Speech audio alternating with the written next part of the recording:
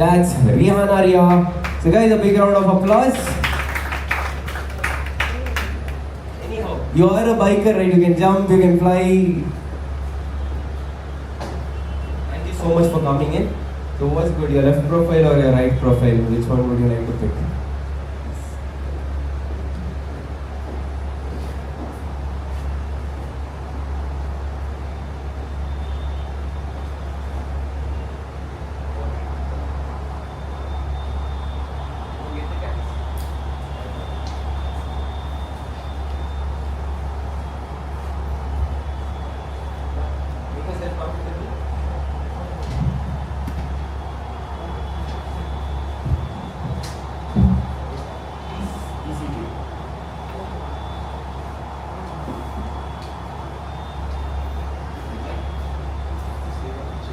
Yep, thank you so much.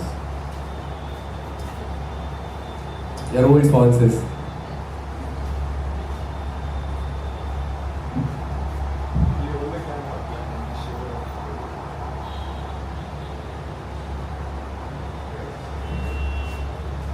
So yeah, how does it feel sitting on this chair at Supercom? Oh, yeah, have you watched our shows before? Have you? The mic? Yes, I did. You did. And when was the last time you watched our show? 2 days back when when we invited her, like, okay, you will be coming in for our next show, and that is when it's like you open your textbooks before exam, 10 minutes before your exam starts, and you're like, okay, this and all, okay, done. That is how you guys watched, right? I don't know. That is reality, bro, and we speak truth here. So yeah, coming back. What do you feel about the show? How does it feel coming to 6K? We have been here before also. How is the store experience? What is the overall opinion? I think, first of all, hi everyone. I hope you're all doing good. And I love to come to Bangalore. That is one of the most favorite places to be in Bangalore. I raced a lot here. I think can we have the volumes a little high? I should speak louder, I think. Just keep the mic a little closer. Now? Fine. Yes. So, feels so good to be here. This is not my first time being to 6K. I've been early to purchase my helmets and other essentials. So yeah, it's not my first time. I'm feeling so happy to see more suits. So apart from, the Bangalore weather and the Bangalore traffic, what else do you love? Going for a long drive. Where in Bangalore? Yes. Some cola, some place like that. Kolar Highway. Okay, are you into touring as well? I did early before I started racing. I did this. Okay. With breakfast ride, with my girlfriends, my friends. Do you do breakfast rides even now? Not now. See, I don't know. Now you understood why I don't come? It's not only my problem, bro. Okay. So I'll give you a brief on what the event is all about. It's a very unfiltered show. This is not a podcast. First thing people have to understand here is, okay, people think we do podcasting, but no, we don't. We speak out reality, we speak out truth. And some questions might be offensive, some questions might not be offensive. If you want to screw up any person, any brand, or anybody out there, you are like most welcome. All that we need is content and controversies coming out. So, obviously, when I tell it's an unfiltered show, I have to also be transparent, right? That's ethics. I'll talk about this to 6K later, but still. Yeah, again, coming back. So, you can be very blunt, very open, honest about your answers, because see, these are the viewers who is literally taken out their time and they've come to watch you speak. And you have been in the sport, you have been in the industry, a lot of people, look up to you, your career, the entire journey of motorcycling. Okay, now before that, I'll tell you a story. I think 5 years back, I had a live telecast show from a live stream. Okay, I'll pull out the name. Binod, you don't mind me pulling out the name, right? Yeah. So back in COVID times when I was a part of STRZ, we started this live stream concept. That was the first time I actually met her. That was the first session which we did. And now exactly after 5 years, I think today we sit live doing the same shit again. Right? What happened, Noman? Noman might be thinking, doesn't this guy get bored of doing this or what? 5 years back also he did the same shit, now also he's doing the same shit. Sorry? Okay, coming back to the session, it's called Sip for Coffee. Would you like to have a coffee? Oh sorry, you're an athlete. No. What about, I mean, if you want, you can open your cans, feel comfortable, feel free. How about you give a short intro to the audience before we start the session? A small introduction of yourself. So, I'm Rehana and I've been racing since past 10 years now, almost 10 years now. I started road racing initially. So circuit was my first goal initially, and then later I kick-started my off-roading as well. So till now I've won multiple championships in road racing and off-roading, and been represented country thrice in India. From FMSC have sent me to abroad to race. So yeah, that's all about my introduction. And I'm basically from Chennai. And I did my schooling and college everything in Chennai. That's it. That's it. So basically she's been into bikes. She's also been doing the same shit. So sir, I'll ask. I mean, we still have time. One by one at a time. We'll start. So yeah, directly moving on to today's session. The first question is, what is that one thing that thrills you in the motorcycles? Speeds. How speed? I mean, how fast? As fast as I can. Okay, which was the first motorcycle that you rode? I think R15 was my first motorcycle. You started up with, okay, I mean, I know this is a really wrong question, but can I know how old you are? I think I was 19 or 20 years old. How old are you now? No. Guess. Any guess? I mean, Any guess? I think you guys could Any play. guess? So, 20. what? No, not 20, come on.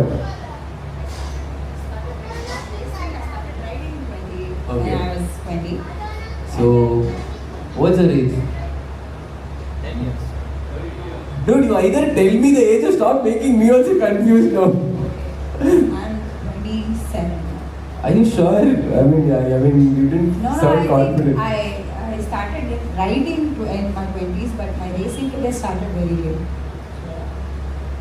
Okay, so R15 was your first motorcycle. That was a motorcycle you learned riding? Yes. You have a story or something that you want to tell about, how you learned riding a motorcycle? Because we all have a story of how we learned riding motorcycles. Yes, I was, since my childhood, I was very confident to ride a cycle. I was very good at cycles initially. And then,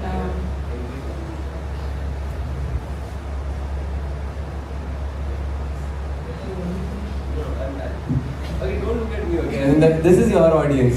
okay, so you asked me a question about how did you start. So, I mean, a story behind how did you learn? so initially I started riding scooters in my after schooling, and then my mom put me into driving school, and I was To not what? To learn scooters? no for cars. Okay. For cars, my mom was very interested that I should learn to drive a car, and then eventually I started taking up scooters, and then later in my college days, I badly wanted to ride motorcycles, looking at my friends, boys who's riding on the roads. And then I asked my friend one day, can I just ride a motorcycle? He said, you don't know to ride. I said, I'm good at cars, I can try, because the same technique used to be applied on whatever the car technique is same applied to the bikes as well. So I said, okay, I will try, I will give it a try. So initially I had a good balance. And he gave you the bike? Yes, he did. Oh my god. He did. That was the most surprising. I should thank him till now if he wouldn't have given me. I mean, I swear, you have to thank him. So yeah, that was his brand new motorcycle. Adi, no one, are you guys hearing this? It was his brand new motorcycle, and he didn't hesitate to give me. But he knows because I'm very good at balancing. I will not put the Obviously, bike I mean, he wouldn't hesitate. A girl is coming and asking, I mean, all this Not thing like back that, and but forth. still. Are you sure? Are you guys sure? Preetham, you be honest, Preetham. If a girl comes and asks for a bike, what did you give? Would you give? I would give, bro. Without knowing to ride. Without knowing to ride. No, I mean, without knowing that such type of girls don't come and talk to me. What will I do? So yeah, that's how I started, and then quickly my friend said, okay, chalo, you want to ride, we ride. And then he taught me how to put a clutch, how to pull the clutch, how to release. And yeah, that's where it started. And the very first day, I am a very quick learner, so very first day I was very good at my trial. So I was quick, fast. Yeah, I mean, you were fast, but that guy would have had his heart in his mouth. That is a different story, which we will talk about. Yeah, I took it for just for a one round, and he was like waiting, wait. She took it for one round. After I, okay, done. You are done riding. Give me the keys. That is how it was. And second day again I started riding the same motorcycle. Same bike. Same bike. Every day. And then finally, he left college. No, he was still there in the college. And then after he said, you take if you want to ride, you are very good. Why don't you kickstart your career and professionally? You're being very fast, and that's where it started. Everybody talks about the first story. Nobody talks about the second story. When was the second time you rode a motorcycle? A different motorcycle? Different motorcycle. I think for a Royal Enfield, some breakfast ride, I think so. Royal Enfield was my But this second. breakfast ride has always been there in every biker's home. But I mean, I don't know, am I the only one who doesn't like it or what is the scene? That's how it started. Royal Enfield, and then later every bikes. Why did you become an influencer or a motor vlogger? Why have you stuck on only to, racing? You can, see, you have good reach. I wouldn't No tell. time. No I time. wanted to badly, even I wish I wanted to do that, but since for my racing, I am traveling from here to there, so no time I find. I will, maybe in future. After marriage. Okay, so again, at what age you started riding? You told 19, right? Yeah. When was the first time you ever raced, and how did that feel? The first time you ever raced? No words for that.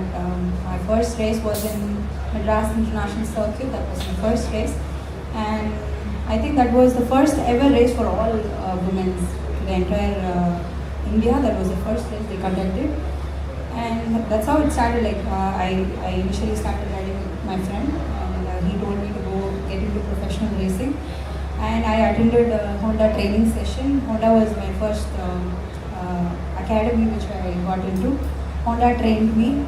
Not only me, there were several other female riders who were taking part in that academy session. And then right after one day of training session, they announced there is a race for women. I know nothing. I just know a few rules about racing. But you are a quick learner, no? So we had one oral session, one practice session. That's it. Hardly you would have got 2-3 laps of riding on the track. Not 2-3 sessions of riding on the track. And then later after that, they announced there is a race for women. Girls are doing really well, then we can conduct a race, and then that's how it started. I attended my first race in 2017, and I won my first race. First race I won first. And how many competitors you had in that I race? had almost 15 to 16, because you have a qualifying lap. So almost 15 to 20 out of 30 riders, 30 women riders. There was qualified was 15, and out of 15, I qualified third in my qualifying session, and I finished first in my race. Nice. So you are like that, born fast type of a kid from home. Not like that. Even my trainer said, he asked me, are you ridden before already in the track? I said, no, never.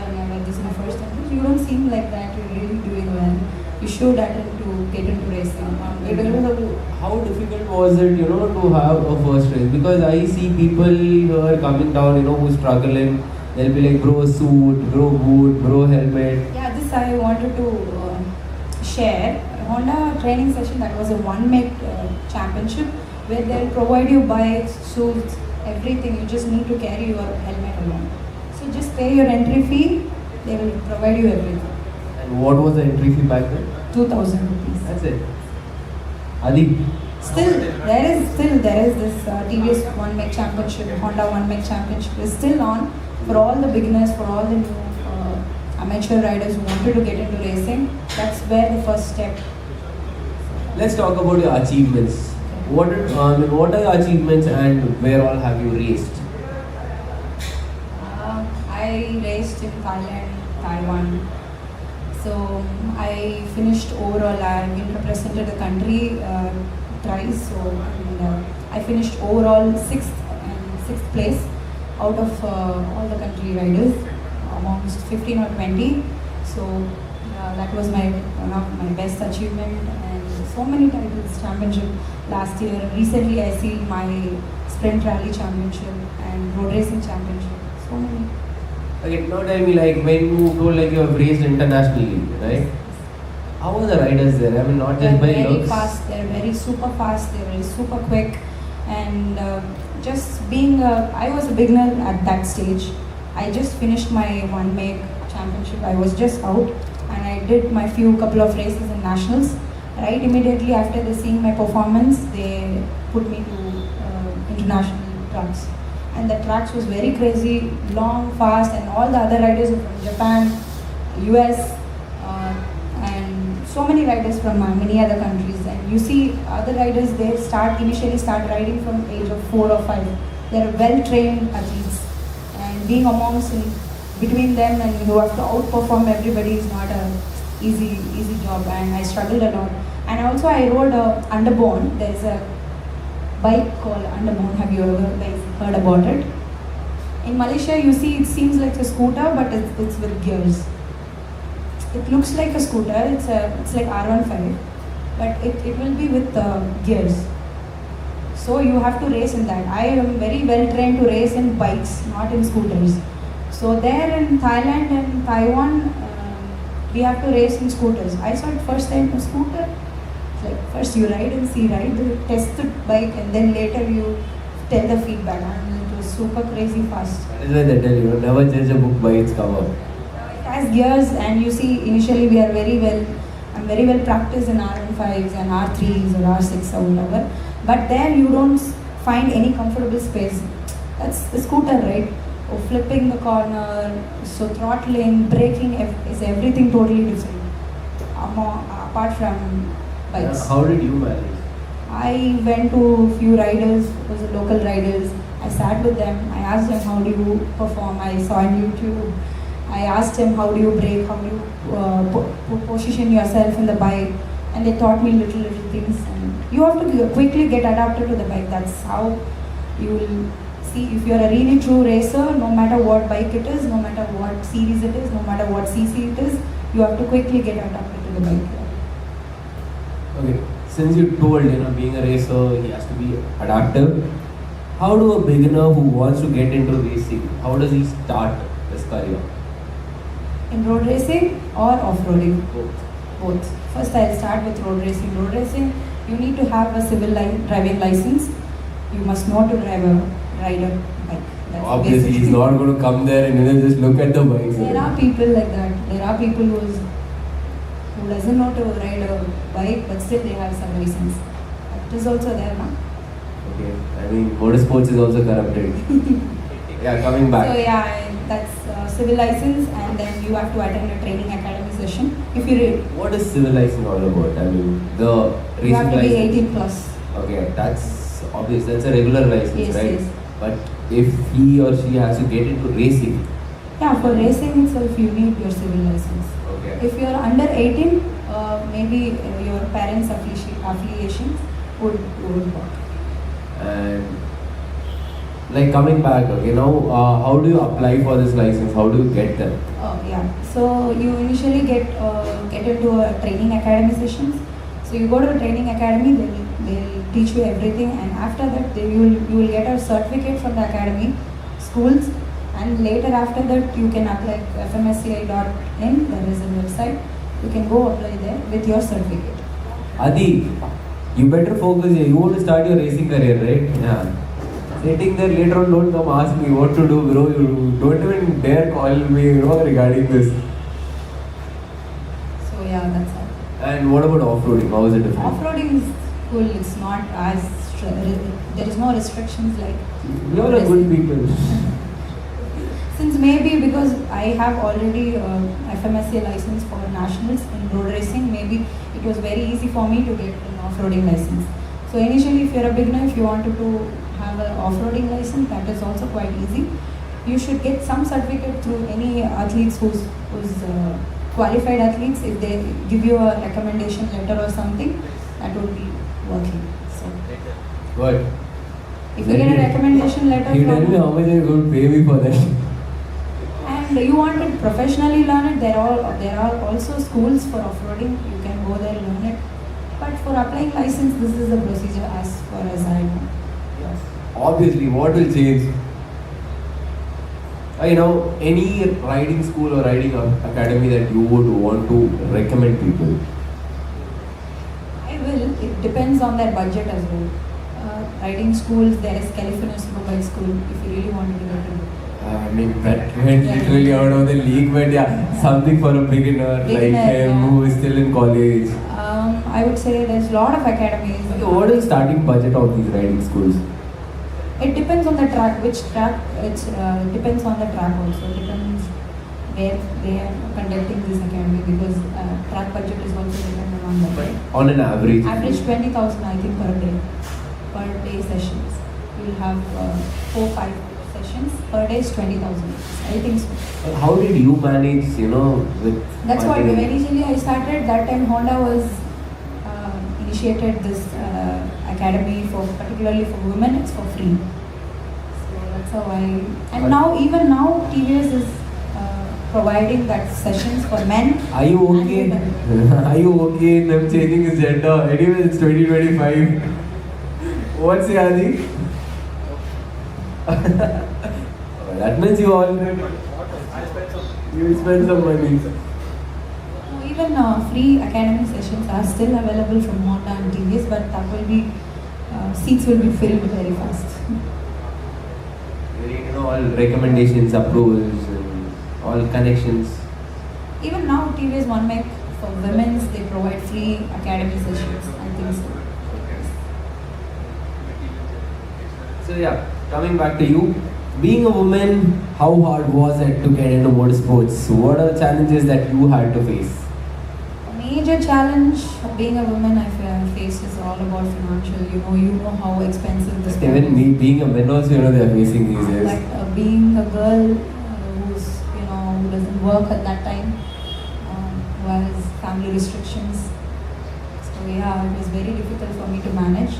But during my college days, this is how I managed because during my college days, I never used to pay my semester fee. Whatever fee I have, I will take it, I will pay, I put into racing. Whenever I win, I put it back to my sport. That's Complete how it is. rolling, Back then itself, she learned how to roll Never money. know, my parents never know this. Even today they don't know. I know. This is going live, right? So yeah, my parents doesn't know. This is how I used to manage, and I used to take loans, borrow a little bit money here and then. That's how I started. And then I had this goal. Racing is also very, it's thrilling. It gives you happiness. You feel alive when you sit on a motorcycle. That is all there. But still, money is also going on from it's out of the pockets. That also I have to manage. So initially, that's how it was very hard for me. And I used to manage my college days, my racing, and I never pay my semester fee. I take it, and I always keep it in my mind. I should win this race, no other option. Obviously, you don't have an option. If you don't win, what will you do? Okay, was there a situation like that wherein you rolled the money of a semester fee and you didn't win a race? Yeah. And what did you I do? borrowed money from my friends. I told them I'll pay it back later. I did that. You see, all the races you can't win, no? You can't judge. All the time you can win. No matter how professional you are, no matter how experienced you are, we can't say when you will win. What used to be the prize money back then for the racing? 10,000 rupees. Even now it's 10,000 rupees. Okay, so coming back, how are the financial scenes in racing? How expensive is the sport? Since you told the sports, Sport is I mean very you had to expensive. roll a lot of money here and there. So yeah, how expensive is the sport? Sport is very expensive. You see, for example, you need to start a training academy. You have to spend 20,000 rupees per day, and then later you have to buy your motorcycle, or you can rent it out. That would also cost you more, and you have to buy your gears. That would cost you again. You have everything is under budget. Depends on how much you wanted to spend on. Can you just yourself. break that for us and give, like, how is the budget? Maybe Rough approx. rough would be 80,000. Below 80,000, you might get And how would you break it apart? Like, okay, 20,000 for your entry. helmet. Yeah. Sorry, For entry. I mean your training academy, right? And then what comes? What's next? Next, you have to go for a practice session. Your track fee must be about 8,000 to 10,000 rupees per day. Okay. Per day. And And your fueling, your logistics, your bike. You should have your own bike. Otherwise, you have to rent it per day. The rent cost would be 5,000 to 6,000 rupees. which was your first motorcycle? Around 5. I mean, you picked up our Yeah, initially 165cc is a basic class. So you have to initially, being an amateur, you have to start riding an R15 during your college days, or during my college days. so how many semesters did you roll? I mean that is how it worked, right, for you? Yeah, 2, 3 I think. Now, I mean, boldly she's literally telling, dude, you're going live. And I'm like, 2, 3 semesters I rolled money. It's revealed images now. Okay, so again, when it came to, how about these, okay, we see race suits out here, and we know they don't come with a small money. They are expensive. How did you manage getting one for yourself? Yeah, that's what I said. I was riding only TVS 1 Meg Championship and Honda 1 Meg Championship. All these, this championship, they will provide you suit, gloves, helmet, everything. But don't you think, having your own riding gear, your own suit is something different Yes, than yes, having yes. something else? I find it very difficult to initial days, Self-hygiene is also most important. So that suit would be used by a lot of other people as well. So after I got settled, I know I wanted to choose professional racing. That's when I wanted to earn money and do something on this, and I bought my own suit. And my family also supported a little bit. I saved all my championship money. And semesters money. Yes. Yeah. That I can't save. Okay, so yeah, now since we know how expensive the sport is, do you think that the sport being so expensive, you can expect a career or returns out of it? I would. Be honest, please. It depends. It depends on how well you perform. See, even you go to school, you go to college, you never know you will get placed in a very good job or not. You might not know. So this is all about your dedication, your effort, how much you are putting yourself onto the sport. How much can a racer make in a month? That's The what. max. See, if you get into a factory team, then your life is settled. But You how many might- of them get into a factory team? Only few races. That's what. Only the best ones can be selected. Not everybody will get a chance. Only the best ones. So you have to outperform to be the best. So if factory needs to take you, then your performance should be. But in 60 it is not like that. You come, you give an interview, and if someone selects you, they hire you. So yeah, you can make a career out of it. So you don't have to outperform anybody here or anything as such. It's just that we. It's job. This is not racing. This is job. Exactly. So that is what I asked you. Do you think the sport You being so can expensive? You can, but I want to say you can make a lifetime career on this. You can take this, but you must see how well you can spend initially for yourself. Not every factory riders who got into factory team, not just straight out, just they went inside the team. They also spend. If you don't spend on yourself, who else will spend on you? So it's basically like a gamble. Things can happen, may not happen. Yes, but it's all about your performances. What do you feel? Can you make a career out of it for Yes, ever? I did. Why? Because initially I started. Now I'm an influencer as well, as you said. I also collaborate with a lot of other brands. Just because of my performances, they wanted me to get collaborated with the brands. I also earn money out of it. But if you perform really well, if some brands take over you or a contract or something like that, really cool, you can.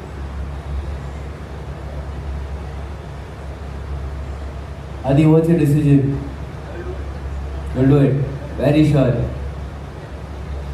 What? For that, make sure you have your savings. Yeah, you well make on sure your pockets. semester monies are all saved. I mean, don't mess it up.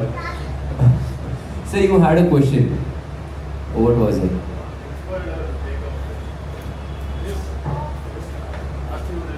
Inspired her to start racing, and was it any childhood dream of a racer, or that influenced you, or came up by yourself? Yeah. Passion to race. Yes. Coming into racing, I watched MotoGP. My brother was also into racing initially back then. So they used to switch on footballs, racing, MotoGPs. That's how I started watching in television. And I never had a dream or goal to become a racer. That was never in my mind. I don't know how it kick-started. Later after my schooling, I was very fast in scooters and I really love the speeds, but I can't do this on the roads, right? So that's when it kick-started. If that guy wouldn't have given the R15 that day, then things would have changed. Might be that day I would have left. I would have not tried riding motorcycle. Obviously, you go to a guy and the guy tells no. I mean, He is my friend. Of course, he says no. He can't say no to me. So yeah,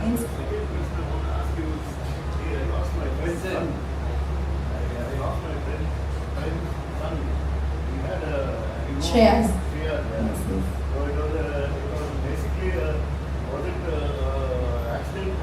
Yes, it was a racing incident. Yes, I was there. I was there at the moment. I want to ask you the safety aspects of it. Yes. Racing. Like you said, you were sponsored by Axor company. Yes, yes. Helmet company. Yes. Is it mandatory only to wear those such helmets, or can we also use internationally? You can. There's no restrictions for you to use only particular brands. You can. There again, was the size of the matter, or is it No, a racing incident? It was a racing incident where I am also being part of Axor. Axor is being sponsored to me as well, but they never pushed me or forced me to wear their brand. I always choose my international brand. I always give my most priority to my safety.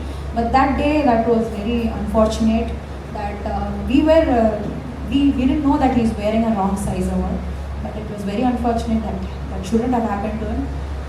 The entire motorsport fraternity felt so bad for it. But I would say that that wasn't his fault also.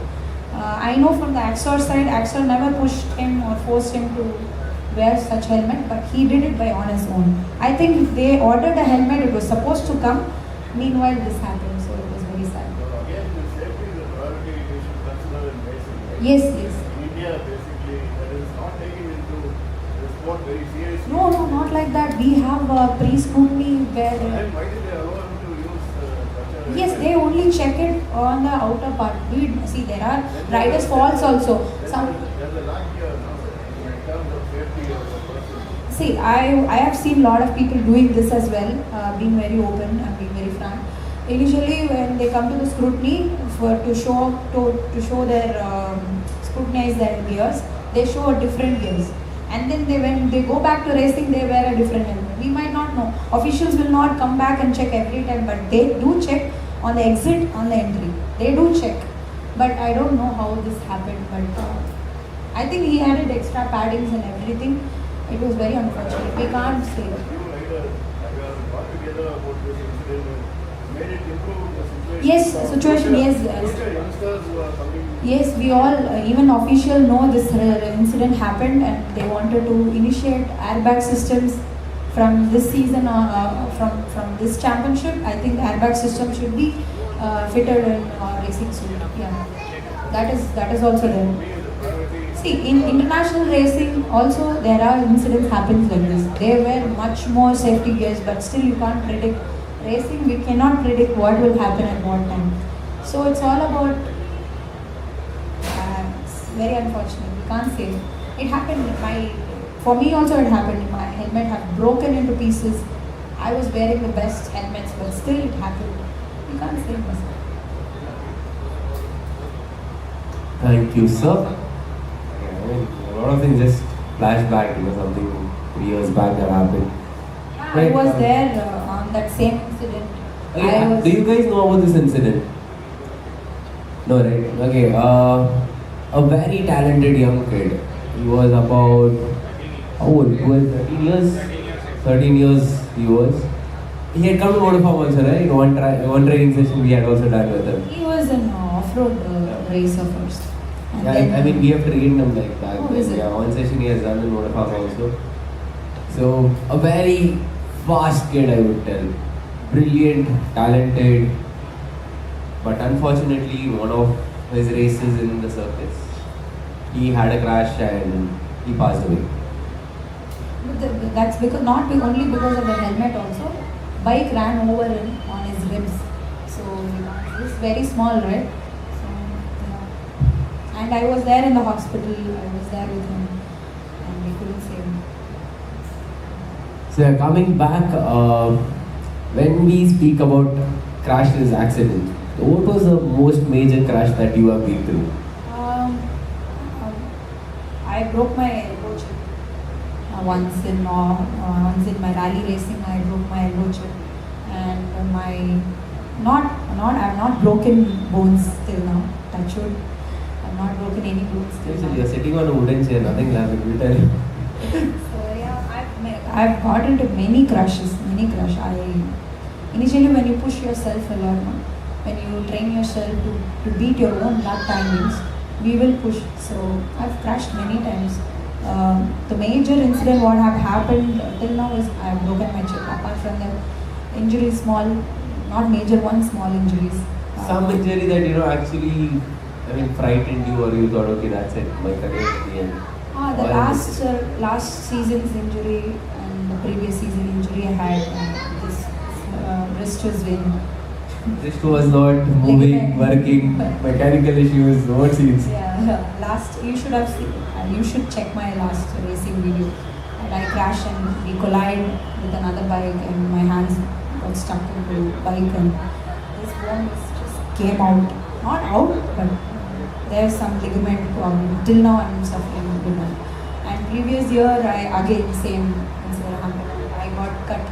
As you said, I was wearing a showy helmet. Still I got collided between bikes and I got a cut. There is still a scar here. So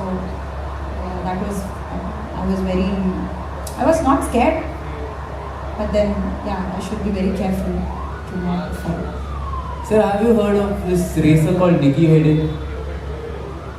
See, when we talk about safety features, we can't tell, okay, Nicky Hayden was wearing something normal or regular. He was sponsored by the top brands. Yet, unfortunately, things happen. Sir, we all that. Michael Schumacher. Who ever thought while skating on ice, things would change for him? So this is a man's life, I would tell, rather than stepping out of motorcycles, journeys, incidents, career. Every day is a teaching, every day is an experience. Like you came up to me earlier, you told, something would have happened, a mishap. But again, touch wood, your guardian angels were with you, nothing happened. So it's just like that. I can't assure you, okay, tomorrow morning if I'm riding back from home to office, no matter how much ever I'm trained, how much ever I know the roads, what can come up? It's end of the day that hope, faith that we believe in. Even I recently went to Cochin Supercross race just 1 week back. I crashed very badly. I took a jump and I overshooted. I landed very badly. My T-stem, my fork, everything is gone. That is why I told when you are entering, you can jump, you can fly, since you are anyway, so you don't have to just walk from there. Supercross, I never tried Supercross. I am into autocross, flat tracks, dirt and road racing, but I never tried the Supercross. I think the second time I tried my Supercross, and without practice, so yeah. We'll come back because when we all of a sudden tell them about Supercross, flat tracks, motocross and all, they'll start birds flying around their heads. So one by one, we'll be explaining you what it is. So what are the basic fitness regime that you follow being a motorsport athlete? Now, physical fitness, diet and your mental fitness. Can you elaborate on that? Yes, all together. Physical fitness is most important because there's a only gap between a man and woman is about the physical fitness.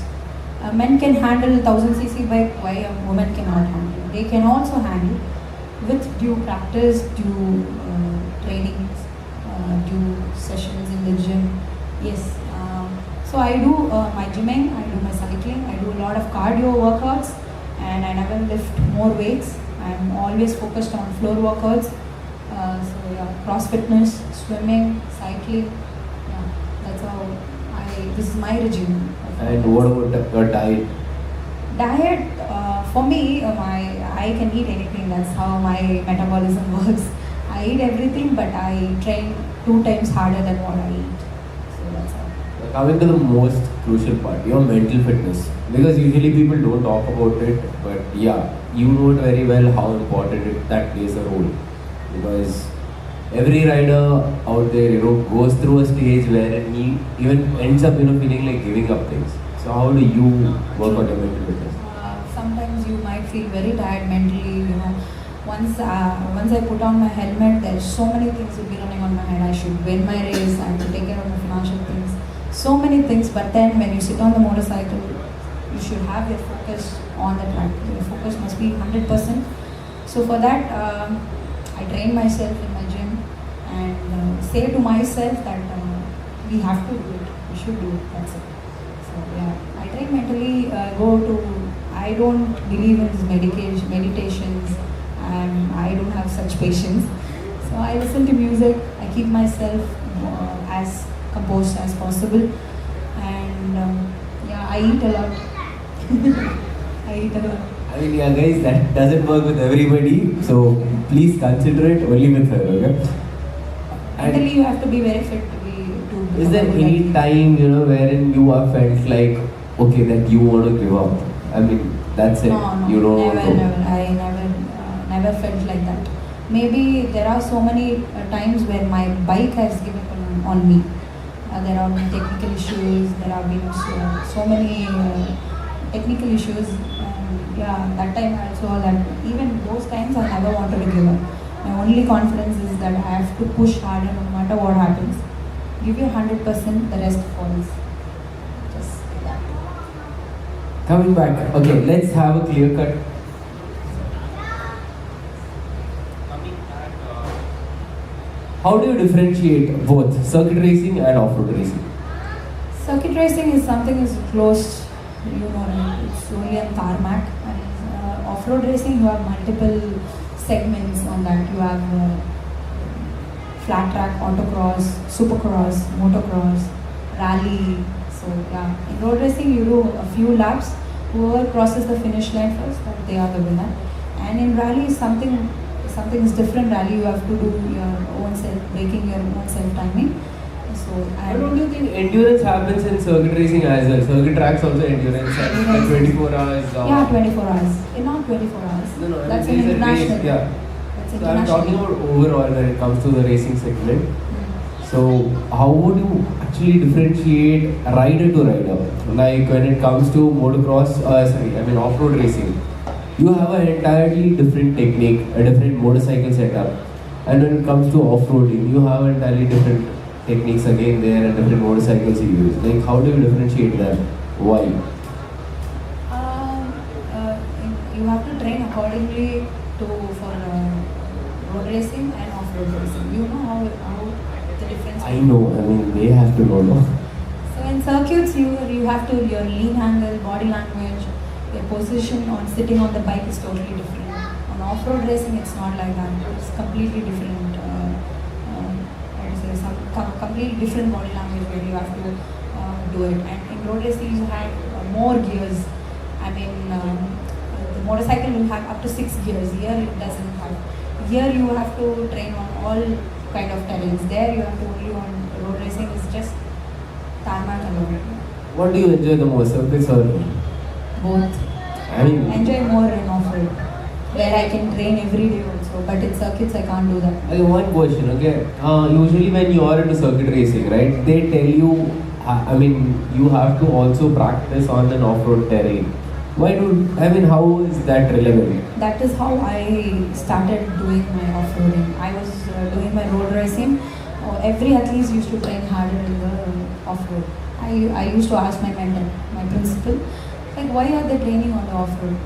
Off-road, if you train on off-road more, you'll have more grip, you'll slide, you will not get that fear inside when you're throttling more on the corners. You see in tarmac, when you quickly open the throttle, your back tires will slip. A lot of riders will crash without knowing how to handle the slides.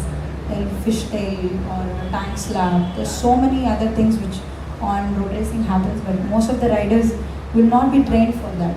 So that's why you go to off-roading.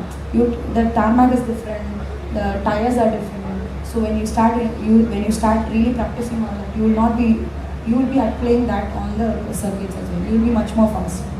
You will roll the bike. You can play with the bike. You will not be fearful. There's no fear inside you when you throttle it. So that's how I do.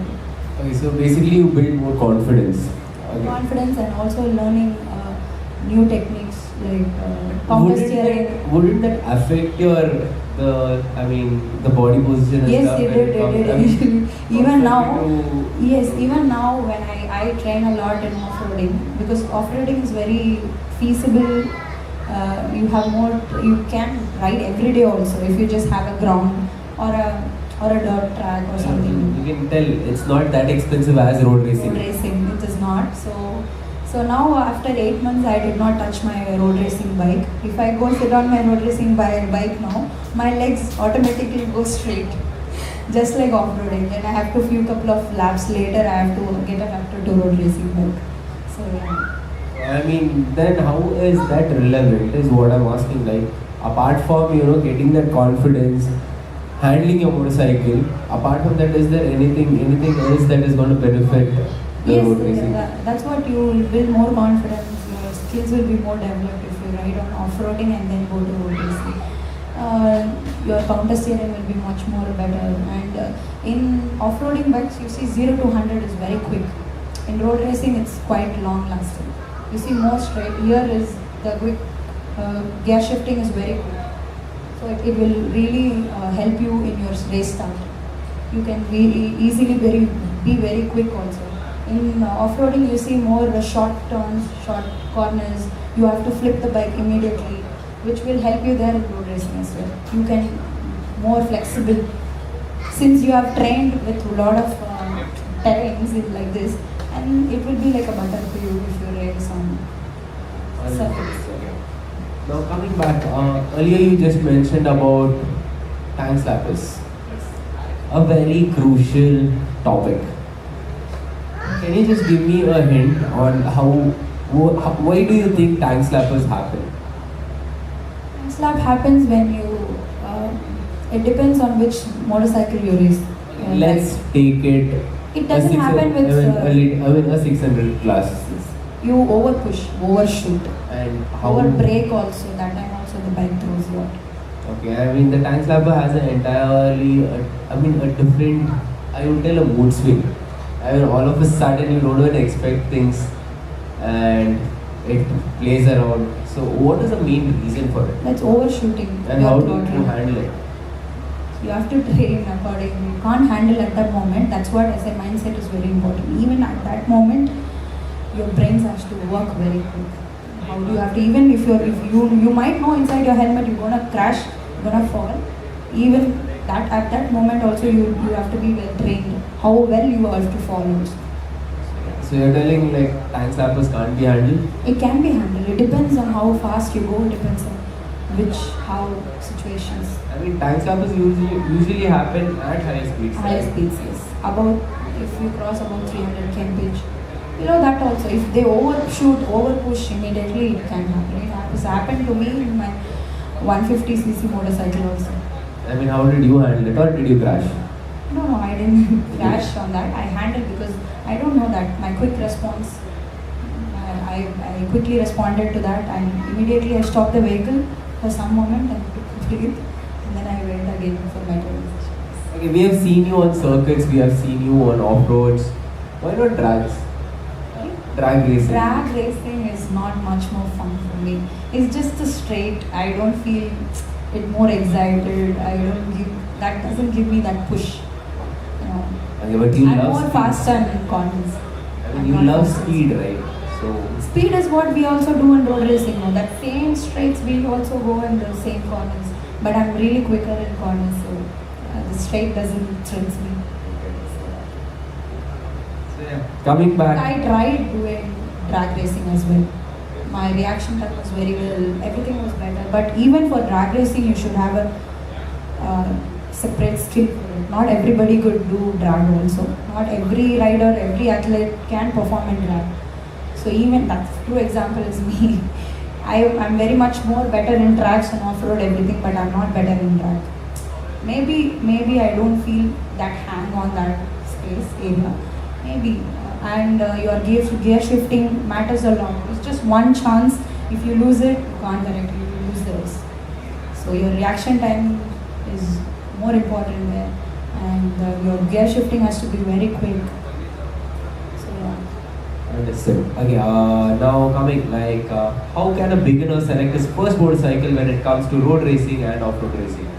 Road racing beginner could select an R15. That's the basic bike. Why is there an agenda? Is that a myth going on? A beginner has to select an R15? Or CBR 150. Any motorcycle which is good on roads, circuits. R3 also you can, it's on your budget. Okay. And what about off-road? Off-road Impulse or Expulse. I would recommend Expulse for now. Why so? That's because it's more affordable also, we can buy that, and The it's not... Impulse you can get it for about 40 grand now. I mean, not a brand new bike. Please get me, no please. No, now it's become more demandable, so it's more expensive now, and you can't get any Impulse for 40 grand, and it's more costlier than what you think. And what do you think, an Impulse is better or an Expulse? It depends on the rider individual, their height, weight, depends on that. I'm riding Impulse now, but I'm upgrading myself to Expulse. I also had KX250. I also am training in Kawasaki. So I would say it depends on which race, which event, which terrain you perform.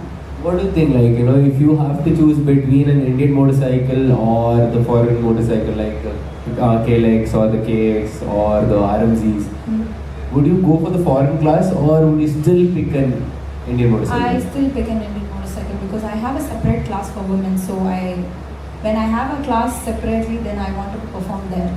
And maybe if I go to internationally, maybe I will pick up on international motorcycles. Coming back to your age, not your age, overall age, yeah. What do you think is the right age to start a career in racing? I would say as early as possible if you start, it's more good. Since you see international riders, they perform really better and they're really faster only because of their age. Because they start riding since childhood only, 4 years, 4 or 5 years. You see Rossi is performing this so good, still now his name is on the field. That's only because of his riding experience. So I would say 4 or 5. Do you think that is feasible in India? It is. You can get motorcycles, you can import.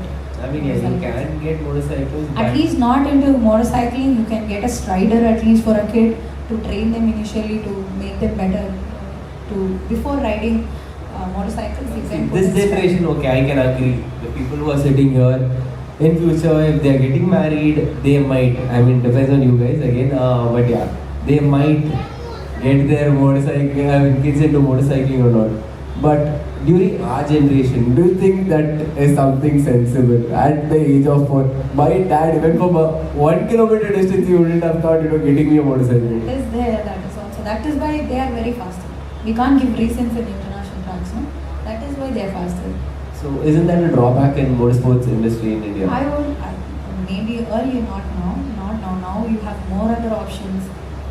You can also put your kids before motorcycling. You can also put your kids on skating. Skating is also as comparatively it's the same.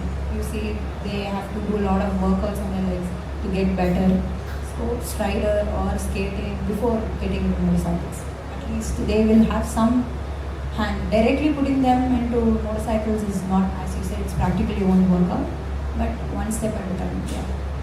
That was new. I didn't know skating was almost like that will help a lot. You will be really faster. Skating is some with workout with legs, right? So road racing, circuit or off-road, but every races you should be very stronger in your lower body. Your lower body has to be more stronger. Guys, any questions regarding racing? Anybody? Sure. Last 30 minutes, no, you people start raising your hands. That time you see. Sir, you have any questions to ask? You have any doubts? You guys want to clear or clarify? Nothing? Okay. So coming back, what are the major things to look into before you start the race, while the race and after the race? Before the race, you have to about racing or just who wants to Racing, get yes, into purely racing? racing. About me or for me. Before the race, it's all about focus. Get the prize. That's it. That's all about focus. And after the race, how well I have to train myself for the next event, how well I can do, perform well. I have to calculate, I have to think how I can manage, which circuit, which corners, how. I mean, what about while the race? What runs in your head during? That we can't say. Depends on the competitors. You tell me like what runs inside your head? I have to push on it. I know if there are riders, if I miss my start in my race, all runs in my mind is just I need to get ahead. How? That is also there. How, when, where, which corner, how to I be. mean, like how to before you pass. start a race, right? Before you initially start a race, what are the things that you look into apart from your mental situation? Is there anything else that you look into, like your gears or Yes, recheck yes. on what and all are those? Gears, we will check if everything is fitted well on the motorcycle and our safety gears and all documentation things, everything before the race.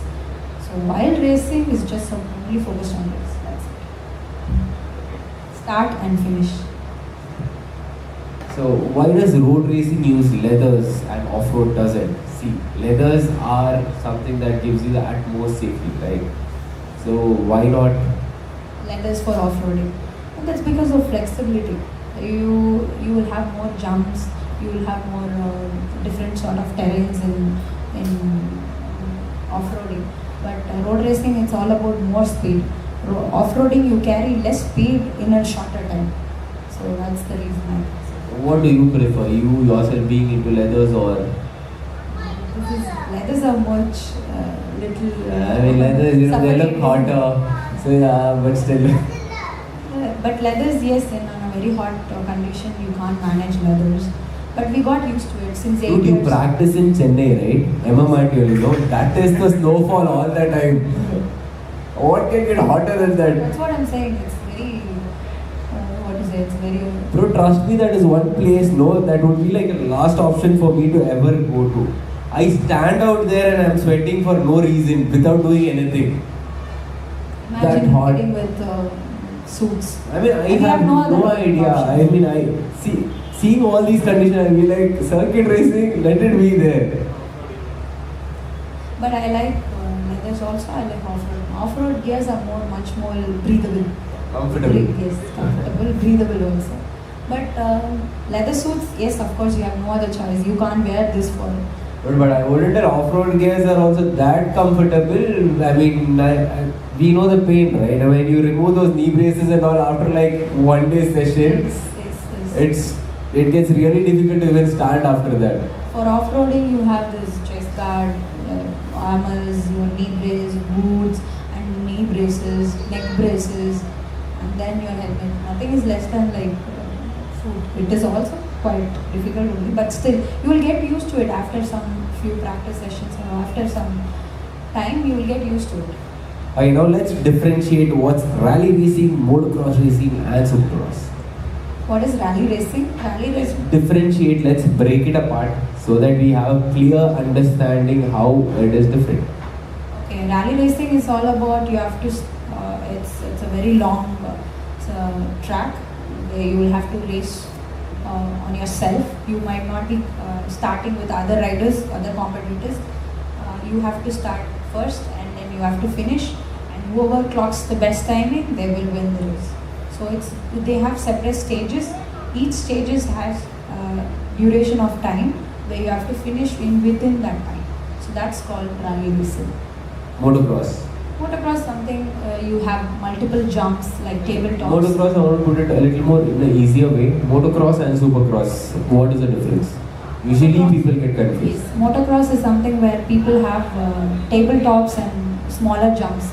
Supercross is something you'll have double jumps, triple jumps, whoops. So that's called supercross. You'll always be on the air.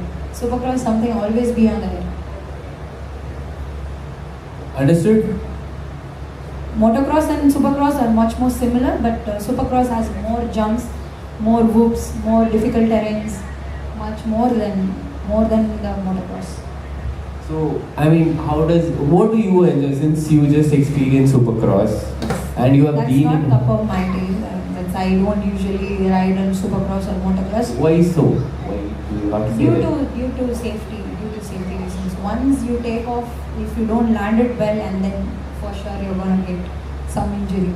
So since I have my other events which I have to take care of, I have to think about this.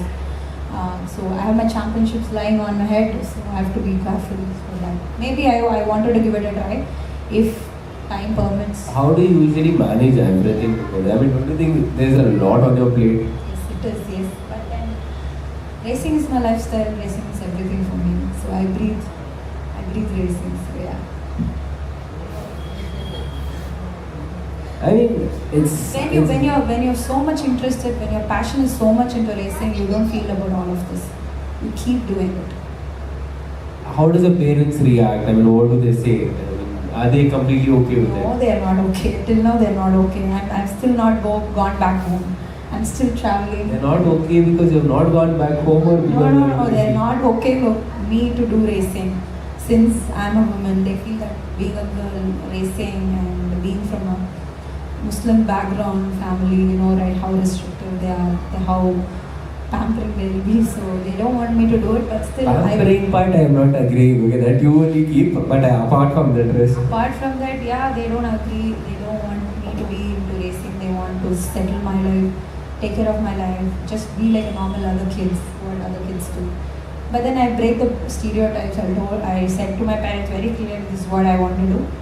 So let me do as long as I can. After that, I will take a break. Dude, her mom is a sweetheart. I don't know how did she even manage dominating her, but still.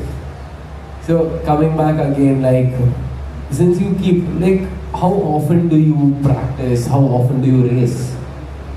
So we have a season calendar for road racing. Road racing starts from June and it will end by December. And it depends on the...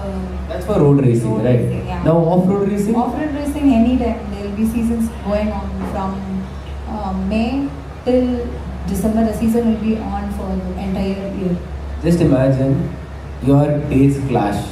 You're off-roading and Dates you're... will not clash. Why? Because FMSCA people will make sure that dates doesn't clash. In case it clashes. There are times where I have to choose this one. Yeah, I mean, what would you choose?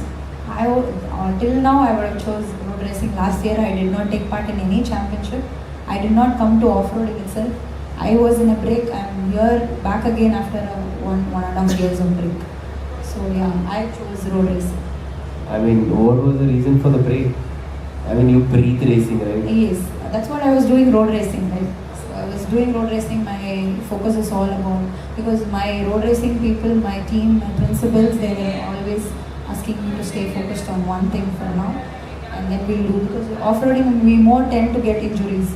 I fall, I crash, that will definitely affect my road racing. So they told me to take a break for some time. And yeah, I did really well. I was leading the championship till last race. Due to that last incident, I lost my championship. I came third. And what was the incident? It was my racing incident. I crashed, we collided. I got injured. Okay, I mean, you collided with whom? My competitor. They straight hit me. Okay, during your crashes, right? I mean, how do you react over it? I mean, yeah, crashes are something very disappointing and you won't be okay after it. So how do you overcome that fear? Once you fall down on a motorcycle, getting back up is a very major role. It's not something very easy. So how do you overcome that fear? Injuries are part and parcel of racing. Before you get into racing, major thing which you have to not think of is about injuries. Injuries will happen. We have to overcome it. No matter what, you have to overcome. If you really want to be a good athlete, Your recovery is also more important, but you have to make sure not to fall most of the time. But it's unpredictable, we can't do anything on that, but still, yeah. Now, coming back, give us a rough approximate on one season of racing. What is your overall expense? For road racing must be a for initially. Now I have been sponsored by the team, so I just have to Sponsorship, let's keep it aside. for initially when I started must be 3 to 4 lakhs, Off-road racing? as equal as 3 to 4 lakhs. And Five must be depends because you see rally happens in different location in India. okay, how does rally usually happen, if you can elaborate that? I mean the zones.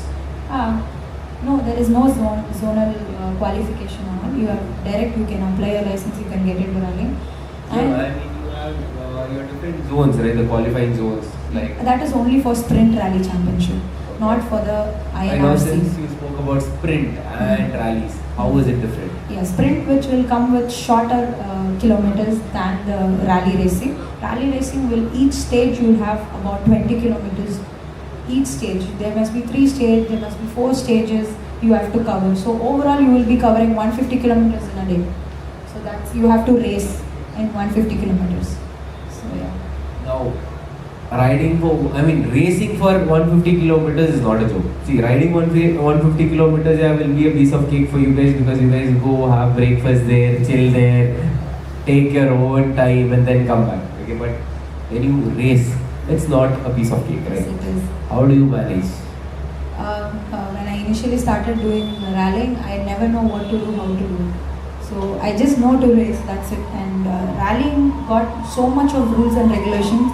Even your check-in time, your check-out time, everything has been calculated. Even if you miss just 2 seconds, you will be penalized. So yeah, Aren't the rules very crucial? yes it is very crucial. I've been leading the race. I've missed the route. There are many times where you will have a transportation time where you will start a race from one point to one point. From there you have to take a transportation and go to another point to race. So this is how it happens. I have been racing and I was leading the race and I missed my transportation. I went to some other location. You have to keep it in mind. You will have one day of recce just right before the race day. Saturday you will have recce. They will show you the entire route. 150 kilometers also you must watch. They will give you a road book also. If you can read it, you can mug it up.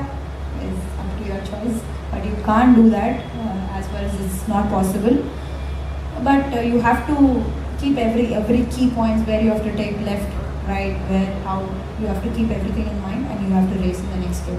So Coming back to the international riders, like you have been racing with different people, I would say, different riders, different perspective of riders. So how is it? Like, is it the same with every rider to rider? Are the techniques very similar when road racing? Not talking about off-road. techniques are similar. Most of the techniques are similar, but the experience are more for them. That's the only bridge gap between them and us. They're quite a little faster. Why? Because they've been training from long time, and that's the only difference. Is that the secret of you always being on the podiums? It's not that, but then given it whatever the time is given it to me, I've made use of it. So that's why I could perform really better. Even now, my road racing, I did not practice. I did not touch my bike till now. Obviously, she would literally be ignoring the bumps, the gravel part or the corners. But still, you will have competitors. But still, you have to race. Even no matter how many times you have raced in that same track, there are chances to get failed. There are chances to even nobody can just ride. If somebody is asking you to ride A, if you ride A for 100 times also, you will do some mistakes. You can't do it perfect. There you can't do it perfectly.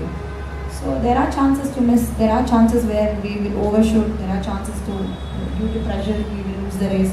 No matter how many times I know the track. So what is the biggest pressure you always have when you're on a racetrack apart from winning? You mean pressure? Winning the race. That's Apart from that, anything else? cornering, escaping my knees all the time. That's the bestest Yeah, pleasure. what's the whole agenda of scraping your knee? Is it for a flex or how is it actually benefiting a rider? Because yeah, these days everybody wants to post for a knee down out there and upload on their Initially, Instagram. when as being an amateur, you have to scrape your knees for a balance.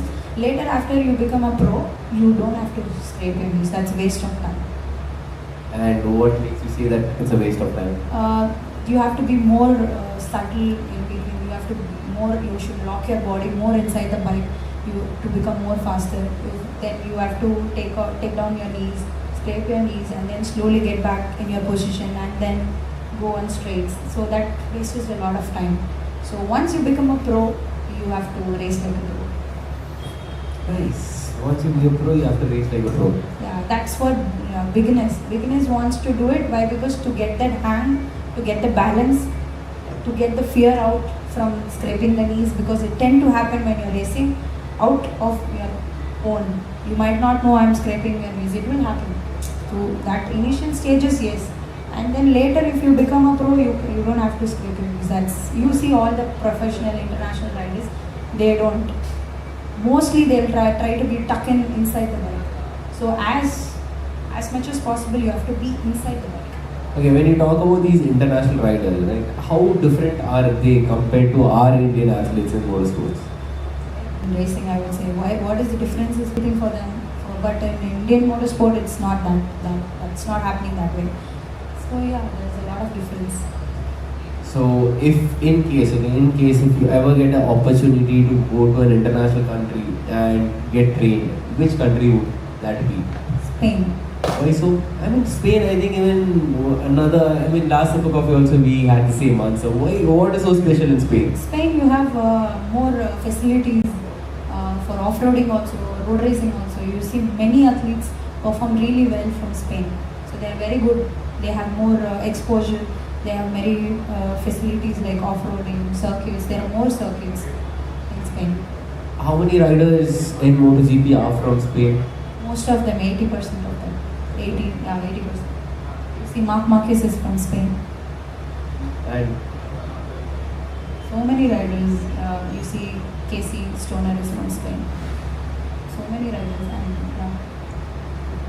my favorite ones, Ana Carcoso, Laia Sanz, Maria Herrera.